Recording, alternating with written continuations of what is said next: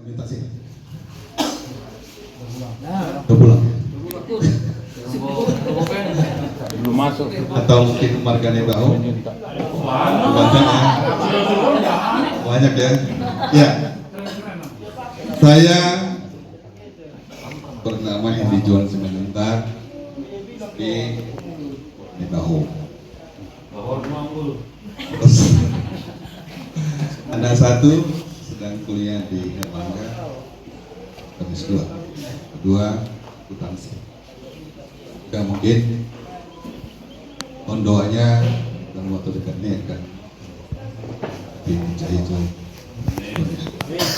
Bapak Ibu sekalian yang terkasih, jemaat Tuhan, pada kesempatan berbahagia ini kami hadir di tempat ini untuk bisa bersama-sama dengan Bapak Ibu, termasuk juga Bir, karena untuk memperbagi sukacita dalam perayaan Natal Dimas Kristen Kantor Kementerian Agama Kabupaten Samosir. Di tengah-tengah kita ini ada kami sebagai kepala seksi Usaha Kristen,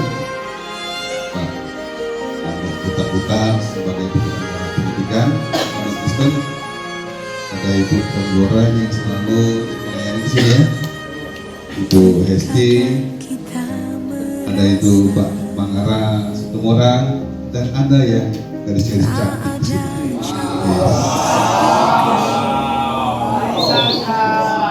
Ya, Mas, ada di sini Ibu Diana Penggora, ini pendeta GPDI di Ninggolan. Ada Ibu Murni, cakep ya. Ada adik kita ini Bu Sidauro. Ada di sana. Ada di sana Irma Sitoha.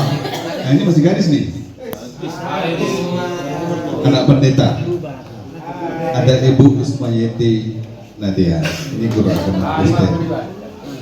Baik. Firman Tuhan pada kesempatan ini terambil dari kitab Efesus 2 ayat 8 sampai dengan 10. Ada mungkin yang bisa membantu kami bacanya? Tolong. Efesus 2 ayat 8 sampai dengan 10. Sebab karena kasih karunia kamu diselamatkan oleh iman, itu bukan hasil usahamu, tetapi pemberian Allah. Itu bukan hasil pekerjaanmu. Jangan ada orang yang memegahkan diri. Terus 10. Karena kita ini buatan Allah, diciptakan dalam Kristus Yesus untuk melakukan pekerjaan baik yang dipersiapkan Allah sebelumnya. Ia mau supaya kita hidup di dalamnya. Amin. Demikian firman Tuhan. Ya, kitab Efesus ini ditulis oleh siapa? Rasul Paulus pada jemaat Efesus. Ada kerinduan daripada Rasul Paulus. Kenapa Paulus menyurati jemaat yang ada di Efesus? Kalau melihat konteks kita hari ini Bapak Ibu jemaat Tuhan, sama hal ketika Paulus menyurati jemaatnya, tanpa mengurangi masuk ibadah kita ini dan penghormatan kami kepada Bapak Ibu. Apa yang terjadi pada saat ini juga terjadi pada masa ini. Kalau kita buka secara keseluruhan kitab Efesus, itu merupakan kota pelabuhan. Bisa kita bayangkan bagaimana kota pelabuhan, seperti halnya Pelawan dan Tanjung Priok dan lain. Begitu banyak kejahatan di sana, pembunuhan, hiburan yang seronok, bahkan kuil sebagai tempat ibadahnya jadi pelacuran. Itulah keadaan jemaat Yesus. bayangkan bagaimana kalau gereja tempat kita ibadah terjadi pelacuran di situ. Para pelacur dipelihara di situ untuk melayani siapa? Itu semua orang yang ada di kue tersebut. Membandingkan kejahatan yang dilakukan oleh pada masa itu dengan kejahatan, maaf, apa yang dilakukan Bapak Ibu saat itu, tidak sebanding. Begitulah rinduan Rasul Paulus mengenali jemaat Efesus. Konon lagi, ini semua kan karena ketaatan jemaat yang ada di Efesus pada Tuhan sudah tidak ada lagi berada pada titik nol. Tidak ada pertobatan. Hal-hal yang dipikirkannya bagaimana menyenangkan dirinya, suka hatinya melakukan apa yang diinginkannya. Bahkan orang tua, saudara kandungnya sendiri, tidak banyak juga gereja yang melakukan praktik ibadah semata-mata oleh karena kepentingan pribadi. Sangat banyak juga para hamba Tuhan yang melakukan hal-hal yang untuk memperkaya dirinya. Hal dengan pejabat-pejabat yang koruptor itu. Kami kembalikan kepada Bapak Ibu jemaat Tuhan yang kasih yang pada saat ini berada di pembinaan di lapas. Ada satu cerita Bapak Ibu pernah mendengar cerita John Newton. Kalau kita mendengar nama Newton itu ya, penemu nuklir ya, Newton. Ini bukan. Dia seorang kapten kapal dari Inggris. Pekerjaannya melakukan kejahatan. Termasuk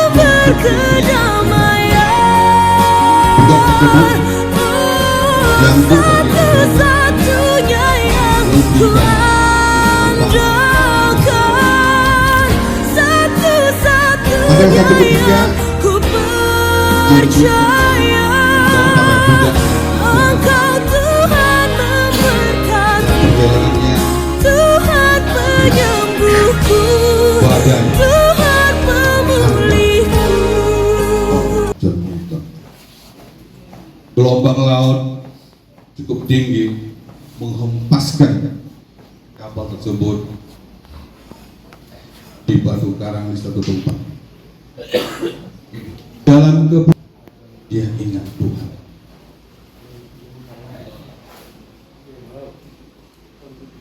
Tidak ada pilihan lagi. Bagaimana dilihatnya lautan luas, siapa yang menolong? Tidak seperti sekarang ini, komunikasi lancar, handphone, setiap kita yang ada di sini sudah memiliki handphone. Dan dalam keputusasaannya tersebut, John Newton berdoa, menyerahkan dirinya sepenuhnya kepada Tuhan, dengan tulus hati berdoa, Tuhan, saya serahkan semua hidup dan mati saya kepada Engkau. Saya ingin bertobat. Saya ingin menjadi hamba Tuhan dengan berubah firman. Apa yang terjadi? Allah selalu Maha Kuasa. Jika kita Bapak Ibu sepenuhnya dengan tulus hati berdoa, tidak ada yang tidak mungkin. Cuma sabar ya. Sabar menantikan mujizat daripada Allah.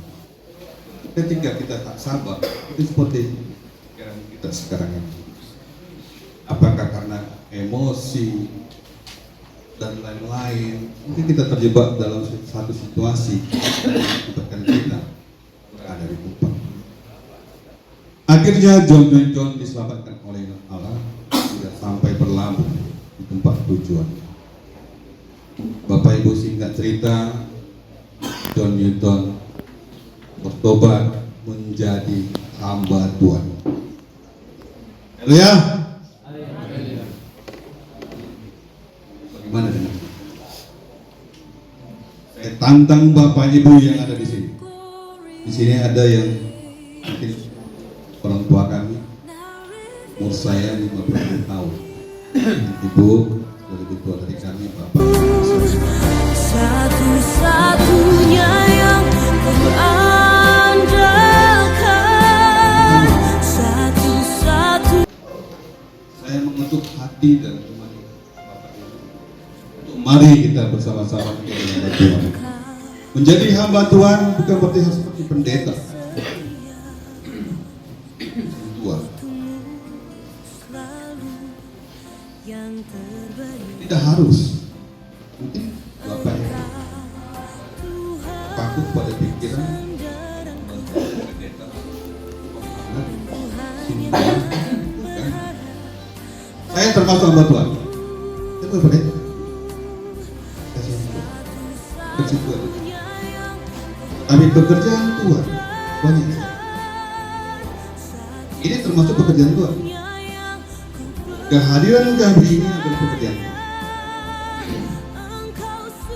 Pekerjaan iblis. Nah, kau iblis.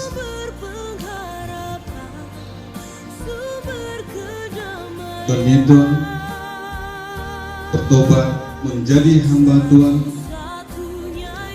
dan masuk pendidikan seminari. Ternyata memang John Newton punya bakat sebagai komponis, sebagai orang yang mengetahui kesenian dan menciptakan banyak lagu. Ada 209 lagu yang diciptakan John Newton selama dia berada di seminari, termasuk lagu yang terinspirasi dari pertobatan dia masa lalunya ketika menjadi kapten kapal dan melakukan kejahatan. Amazing Grace. Asal muasal lagu tersebut adalah dari kehidupan pribadi John Newton. Apakah Bapak Ibu dapat demikian? Saya mungkin tidak. Saya tidak punya bakat untuk menjadi komponis. Penyanyi pun tidak, suaranya ceprang. Bapak ini tadi cukup hebat dalam melakukan pujian penyembahan tadi. Mungkin bisa. Demikian juga yang lain. Bapak yang tadi satu, saudara kami yang membawa dan kita dalam lagu, kita bisa. Itulah makanya Rasul Paulus mengingatkan jemaat yang di Efesus untuk bertobat. Maka saya lah mungkin Rasul Paulus itu mengingatkan kepada Bapak Ibu untuk bisa bertobat dan melakukan ketaatan kepada Allah. Amin. Amin. Nanti setelah ibadah ini mungkin kita bisa menyanyikan secara bersama lagu Amazing Grace. Di sini ada